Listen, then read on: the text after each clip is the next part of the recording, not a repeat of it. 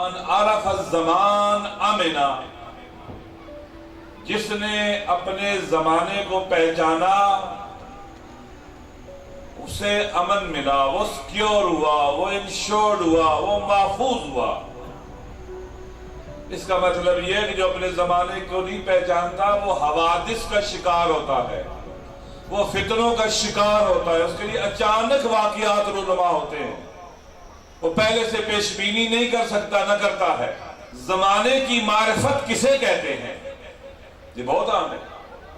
ہم دیکھتے ہیں کہ 1400 سال سے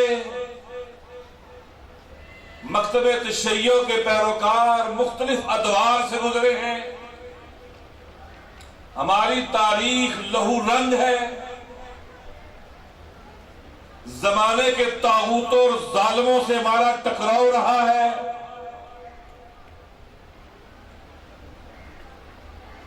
تاریخ کے مظلوم ترین لوگ ہم ہیں،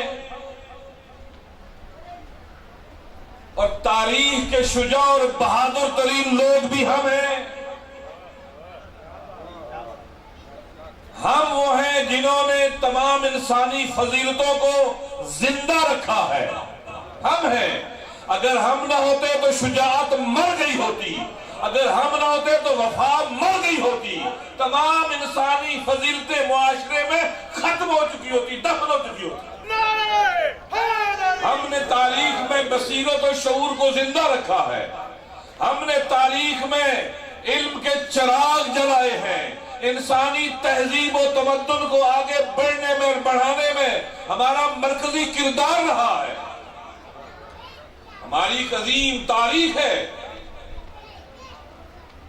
ہر پہلو ہماری تاریخ کا خوبصورت اور روشن ہے، اس میں کوئی سیاہ داغ اور دھبا نہیں ہے۔ دوستو، ہم ایک رسالت رکھتے ہیں، ایک ذمہ داری رکھتے ہیں، ایک ڈیوٹی رکھتے ہیں کہ ہم نے آئندہ نسلوں کو کیا دینا ہے، ہماری میراث کون سی میراث ہے، اور ہم نے کس طرح آئندہ نسلوں میں منتقل کرنی ہے۔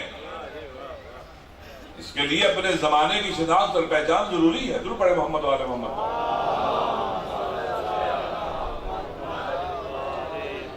میری گفتگو تھوڑا سا تاریخی پہلو اپنے ساتھ دیے ہوگی۔ رسول خدا کے بعد مسلمان دو طرز تفکر مسلمانوں میں آ گئے، ایسے ہے یا نہیں؟ ایک اہل بیت کا طرز تفکر، نظریہ اور مکتب تھا، اور ایک خلفاء۔ جتنی بھی میکسیمم فتوحات ہوئی ہیں جہان اسلام کے اندر، وہ مکتب خلفاء میں ہوئی ہیں، ایسے ہے یا نہیں؟ اسلام کی سرحدیں یورپ تک، ایشیا اور افریقہ تک جا پہنچی، مسلمانوں کی طاقت میں اضافہ ہوا، مسلمان طاقتور ہوئے۔ تقریباً 80 سال بنو امیہ کی حکومت ہے، 600 سال تقریباً بنو عباس کی حکومت ہے، 400 سال خلافت عثمانیہ ہے جو ترکی میں جس کا مرکز تھا۔ مسلمانوں کے اقتدار کا سورج انہی حکمرانوں کے زمانے میں بلند ہوا اور مسلمان طاقتور ہوئے۔ مکتب تشیع کے پیروکار اندرونی طور پر ایک اپوزیشن تھے، مشکلات کا شکار رہے ہیں، دیواروں میں زندہ چنا گیا، طے کیا گیا، سولی کرایا گیا، ہمارے گھروں کو لوٹا گیا، ہمارے 12 میں سے 11 امام شہید ہوئے، آل رسول مظلوم ٹھہری، ان کی ناموس کو بازاروں اور درباروں میں پھرایا گیا، سروں کو نیزوں پہ اٹھایا گیا۔ ہماری تاریخ مظلوموں اور قربانیوں کی تاریخ ہے۔ ان تمام مصیبتوں کے باوجود، ان تمام ابتلاءات کے باوجود، ان تمام سختیوں کے باوجود کہیں ہم نے خیانت نہیں کی، کہیں خیانت نہیں کی، ایک متوازن اپوزیشن کا رول پلے کیا۔ آج تو دنیا کے ہر ملک میں اپوزیشن کو ریکگنائز کیا جاتا ہے نا، لیکن جب ظالم حکمران ہو تو اپوزیشن کو جیلوں میں ڈالتے ہیں، شاہی قلعوں میں بند کرتے ہیں، کوڑے مارتے ہیں، پھانسی لٹکاتے ہیں، ایسے ہی ہوتا ہے نا، اور دنیا اس پر اس کی مذمت کرتی ہے۔ 1400 سال ہم اندرونی طور پر زیادہ عرصہ ہمارا اپوزیشن میں گزرا ہے، کہیں پر خیانت نظر نہیں آئے گی۔ اگر مشورہ لیا گیا تو امانت داری سے مشورہ دیا گیا۔ 1492 عیسوی میں اسپین مسلمانوں کے ہاتھ سے نکل گیا۔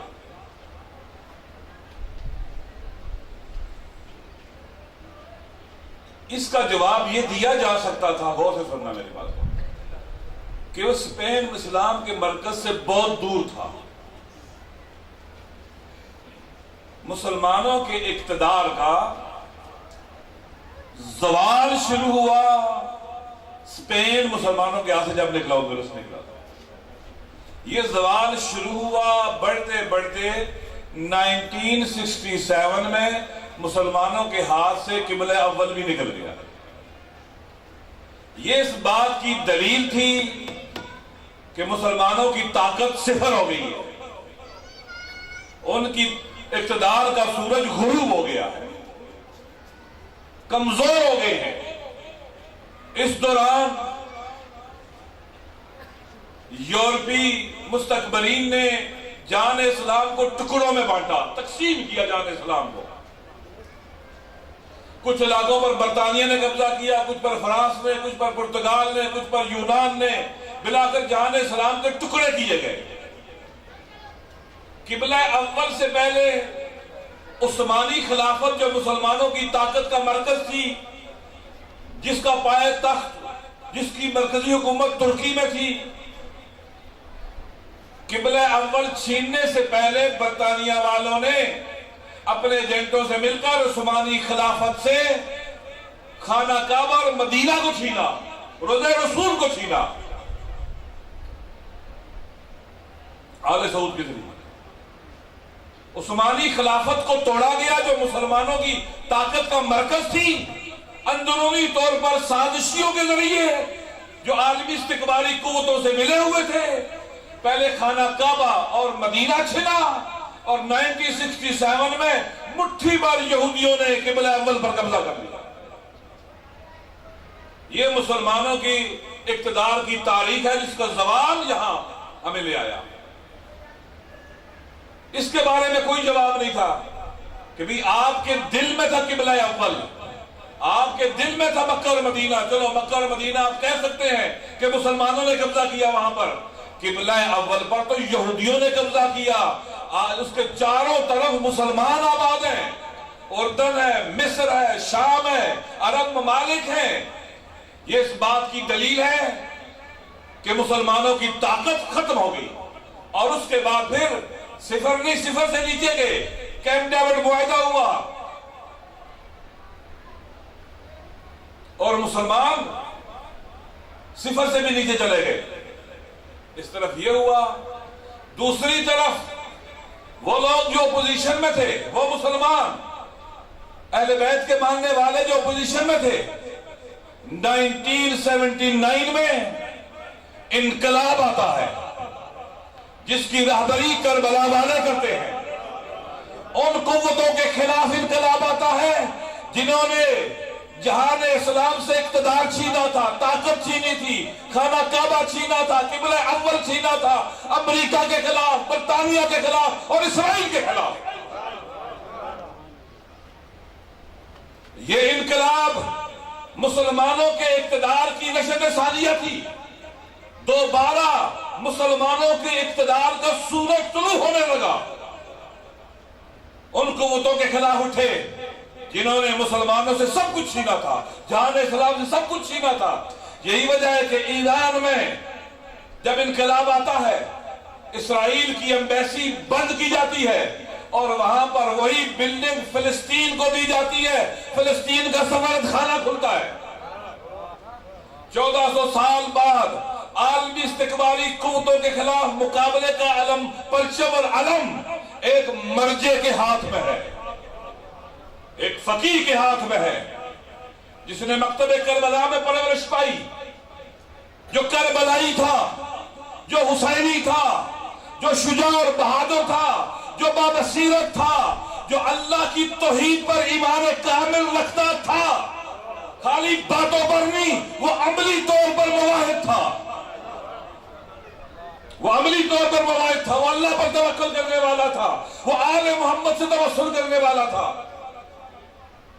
ایک مقام پر ارشاد فرماتے ہیں وہ، اگر تم میرے دین کے مقابلے میں سارے مل کر آگے ہو تو میں اپنے دین کی خاطر تمہاری ساری دنیا کے مقابلے میں اگر اکیلا بھی رہ گیا تو ڈٹا رہوں گا۔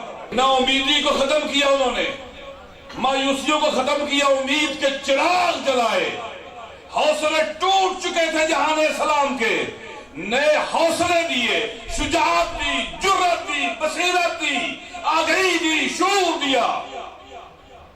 عالمی استقبال کے مقابلے میں ایک نئے ولولے کے ساتھ میدان میں اترے۔ دوستو، ہمیں اپنے زمانے کو سمجھنا ہے۔ اب مرجعیت کے ہاتھ میں، فقیہ کے ہاتھ میں پرچم ہے۔ فقیہ جامع تو جامع شرائط کے ہاتھ میں پرچم ہے، ایک عادل فقیہ کے ہاتھ میں پرچم ہے، جس نے عالمی استقبالی طاغوتوں کے نظام کے خلاف بغاوت کی۔ وہ غیرت دینی رکھتا تھا، وہ ناموس دین کی غیرت اور اس کا احساس کرتا تھا۔ وہ عالمی استقبالی قوتوں کے نظام میں زندہ رہنے کو تیار نہیں تھا۔ وہ اس مکتب کا پیروکار تھا جس کے 12 میں سے 11 امام شہید، 63 سال کا امام بھی شہید اور 25 سال کا امام بھی شہید۔ یہ ٹکرائے ظلم سے۔ شہنشاہ ایران ان کے ارادوں کو نہیں توڑ سکا، ان کی ہمتوں کو نہیں توڑ سکا۔ انہوں نے اپنے مضبوط ارادوں سے شہنشاہ ایران کے ارادے کو توڑ ڈالا اور اسے بھاگنا پڑا۔ اس کے بعد بیرونی جنگ شروع ہو گئی، اندرونی بغاوتیں شروع ہو گئی۔ 8 سال جنگ، 8 سال پوری دنیا مل کر، اور وہ لڑے ان کے ساتھ، اور وہ انقلاب کو نہیں توڑ سکے، خود ہار گئے، وہ خود ٹوٹ گئے۔ وہ لیکن ہم اس زمانے میں ہیں، اپنی لیڈرشپ کے ساتھ رہنا ہے، اپنے رہبر کے ساتھ رہنا ہے، وہ ہمارا رہبر ہے۔ مکتب تشیع میں ولی فقیہ ہمارا رہبر ہے، وہ ہمارا قائد و پیشوا ہے۔ ہم ایک نئے مرحلے میں داخل ہیں۔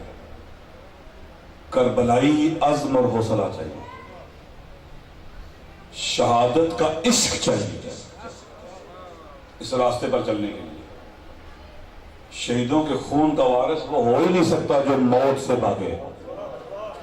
ذہن میں رکھ لینا، شہیدوں کی روح کے قریب وہ ہوتا ہے جو سب کچھ لٹانے کو تیار۔